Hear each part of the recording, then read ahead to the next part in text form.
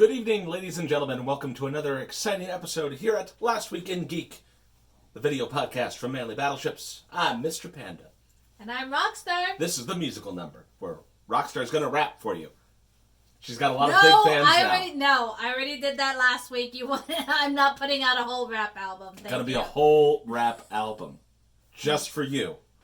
To kick things off, of course, we're going to start with trailers. We don't have a lot of them for you. In fact, I'm not even sure why we bothered covering these ones, but Marvel has put out 2 new trailers of sorts. One for the entire Infinity War saga, which is exactly what you would expect. Clipped up videos of just the entire saga. We're assuming that this is supposed to lead into a new home video release for like a whole box set or something, which is something we've been anticipating for quite some time. So fingers crossed that it might involve some like special features or something that weren't already included in the ultimate super special editions they already released. In companion with that, they also put out a short featurette for a fake movie called Night Monkey, using footage from the most recent Spider-Man movie, because why the hell not, you know? It's actually kind of funny. I'd go watch it again. And the only actual trailer with new stuff that we care about is for Big Mouth Season 3. It's coming out October 3rd on Netflix. So at the same time as The Joker, you can just go see The Joker, then immediately go binge watch Big Mouth, because those are very similar things. Very odd. Odd timing for it all. We're not even in October and we're already getting spooks. Thank you, SpongeBob. For those of you who don't know, SpongeBob recently referenced an old creepypasta, Red Miss Squidward, in the most recent episode, SpongeBob in Random Land. Yes, thank you, SpongeBob. That was very random. Very cupcakes of you. I mean, it's not really the first time they reference creepypasta, but it is one of the scarier ones. Continuing on the trail of spookiness, we got a new fabulous costume coming out this Halloween season. Sexy Mr. Rogers. And if you're wondering how you can make everything sexy, just check out Sexy Mr. Rogers. Available now. Maybe I'll go with Sexy Mr. Rogers. Just because you can make something sexy doesn't mean you should. Sexy Weird Al. Sexy the Great Mighty Pooh.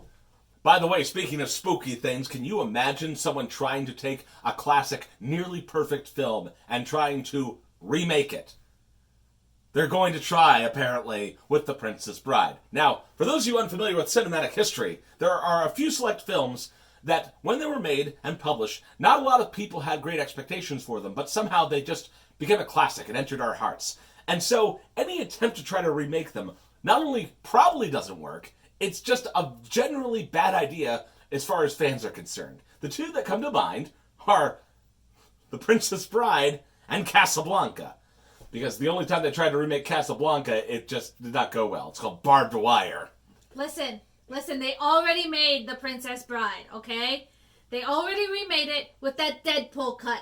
That's the only... Deadpool 2, the only acceptable Princess Bride remake. That's the only one I will accept. I wonder if they... Leave it at that. I wonder if they tried the kind of ho-hum success of Deadpool 2 and we're like, we could just remake the movie. No. Yeah, we can get that kid to now read to his grandkid. It won't even be a remake. It'll be a sequel. Leave it alone. Deadpool can make a cameo. It'll be fine. No, that's a terrible idea. No, it won't. I think we should just name this the spooky episode, because the spooks keep coming. The spooks stop coming, and they don't stop coming, and they don't stop coming, and they don't stop coming. What's the spook this time? More streaming services. Yay! NBC finally gave a name to their streaming service called Peacock.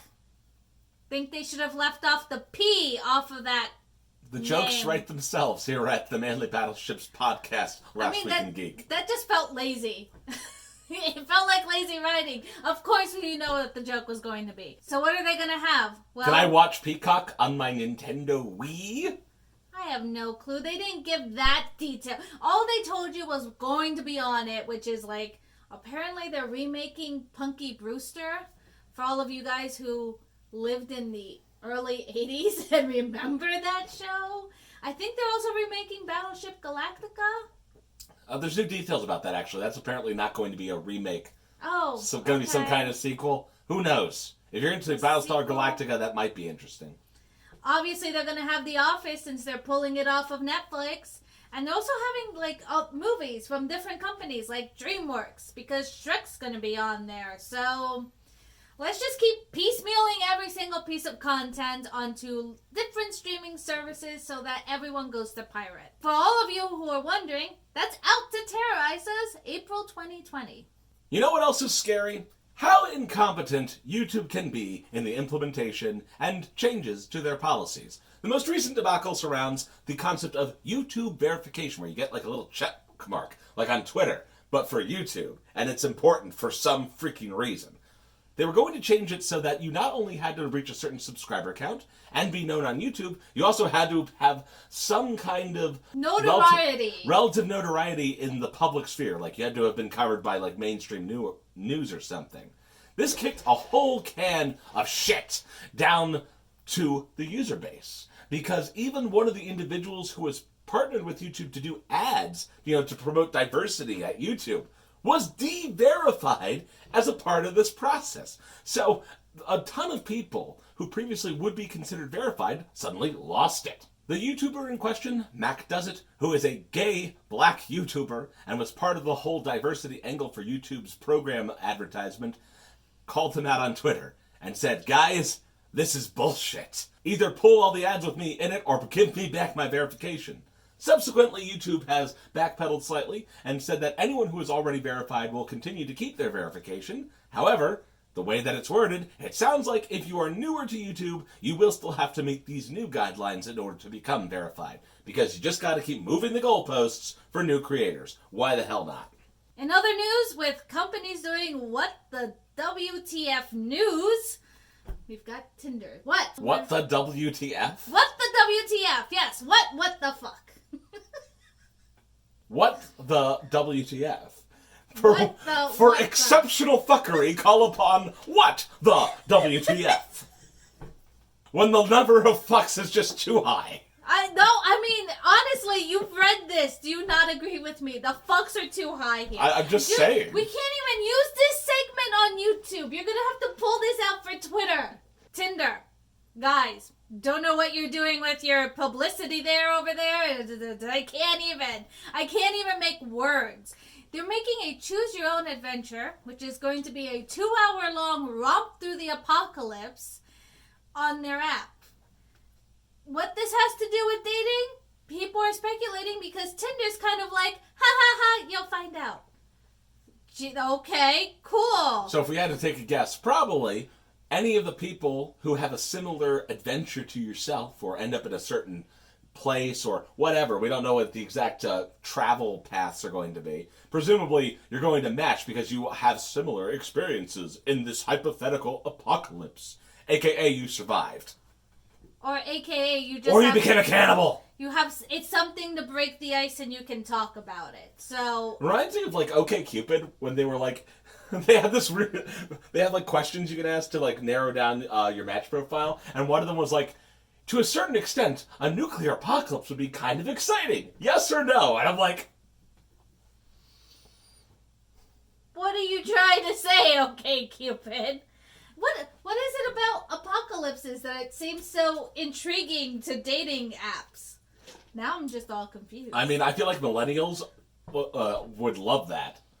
I'm surprised post-apocalypse hasn't had a huge resurgence. Oh, no, it has. What am I talking about? Yeah, it has. Post-apocalyptic romance. Because, like, yeah, if society ends, then we don't have to worry about paying rent. We can just eat the landlords.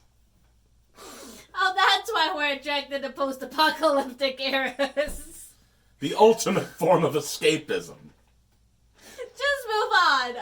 I don't want to go into an existential crisis, please. She wants to move on, but we actually don't have anything else to cover on this episode of Last Week in Geek. So what we're left with is talking about the awesome raid on Area 51. They can't stop us all. And that went about as well as could be expected. A few people showed up in the middle of the desert, had some fun. I think something in the neighborhood of a few dozen people might have, wandered around in the desert. 6 people got arrested. Officers joined in on the party, so hey, we've got some support there. Despite nobody at the raid finding aliens, at least the Navy actually went out of their way to authenticate a UFO video. So, the first time our government actually authenticates some kind of UFOs. I call this a win. In companionship with this, by the way, at one point, the Department of Defense apparently sent out a tweet through one of their PR channels that they regret. Because, threatening to bomb the Naruto runners with a stealth fighter perhaps isn't the best policy. Maybe not. I mean, I thought it was funny, but, clearly someone at the top doesn't have a sense of humor. Hey, speaking about the Naruto runner, we at least got one guy Naruto running behind that reporter. That became the meme all over Reddit yesterday. Whoever you are immortalized forever. You are a god of weeaboos everywhere. And with that cheery news, ladies and gentlemen, we're going to call it. So, this has been Last Week in Geek from Manly's Battleships. We hope to see you very soon. By the way, if you want to check out some of our live content, not just here on the YouTube channel or on our Facebook or Twitter, our next engagement is first Friday in October. We'll be in Philadelphia for Taki at the Rotunda. The following day on Saturday, which is October 5th. So, October 4th. October 4th will be in Philly. October 5th will be in Bloomsburg on the campus of Bloomsburg University for the O3 Media Festival. And then 1 week from then, on Saturday, we will be at ContiCon in Danville, Virginia. And then additional venues as they might come out. Which, by the way, feel free to contact your local convention and tell them to get Manly Battleships. I've been Mr. Panda, and this is Roxstar. Good night. Bye-bye!